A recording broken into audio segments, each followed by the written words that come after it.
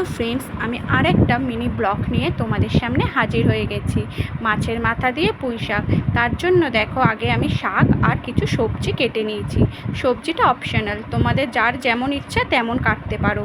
এবারে আমি কড়াইতে তেল দিয়ে মাছের মাথাটাকে ভেজে নিয়েছি এবং একটু তেল ছিল সেইটাকেও আমি মাছের তেল, সেটাকেও তেলের মধ্যে ভেজে নিয়ে তুলে নিলাম। এবারে ওই তেলেই 5 ফোড়ন আর একটা শুকনো লঙ্কা ফোড়ন দিয়ে দিয়েছি। তারপরে সেখানে আমি আলুগুলোকে দিয়ে দিলাম। দিয়ে আলুগুলোকে একটু ভাজা ভাজা হয়ে গেলে তার মধ্যে দিয়ে দেব পেঁয়াজ। পেঁয়াজটা না অপশনাল, তোমরা নাও দিতে পারো। পেঁয়াজটা আর আলুটা যখন একটু ভাজা ভাজা হয়ে যাবে তখন তার মধ্যে কেটে রাখা সবজিগুলোকে অ্যাড করে দেবে এবং তার সাথে একটু দিয়ে দেবে নুন আর একটু হলুদ গুঁড়ো দিয়ে সেটাকে ভালো করে ভাজবে চাপা দিয়ে দিয়ে। এতে না কি হয়, সবজিগুলোও সিদ্ধ হয়ে যায় এবং চচ্চড়ির টেস্টটাও অন্যরকম হয়।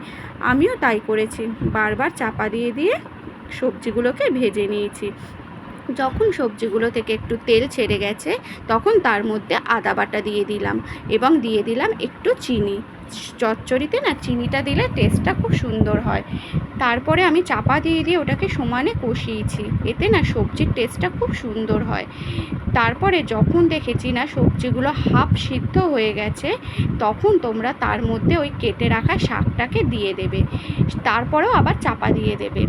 তারপরে আবার যখন খুলবে, যখন দেখবে শাকটা প্রায় মজে গেছে তখন আমি তার মধ্যে আবার ভালো করে নাড়িয়ে চাড়িয়ে তার মধ্যে সামান্য একটু জল দিয়ে দিয়েছিলাম। জলটা না আমি দিয়েছিলাম একদম লাস্টে, মানে প্রায় সবজিগুলো সিদ্ধই হয়ে গেছিলো, জাস্ট আর একটুখানি সিদ্ধ হওয়ার জন্য আর মাছের মাথাগুলো যাতে ভালো করে সিদ্ধ হয় সেই জন্য। এবার তার মধ্যে ভেজে রাখা মাছের মাথা আর তেলটাও দিয়ে দিলাম, দিয়ে ওটাকে চাপা দিয়ে দেবো।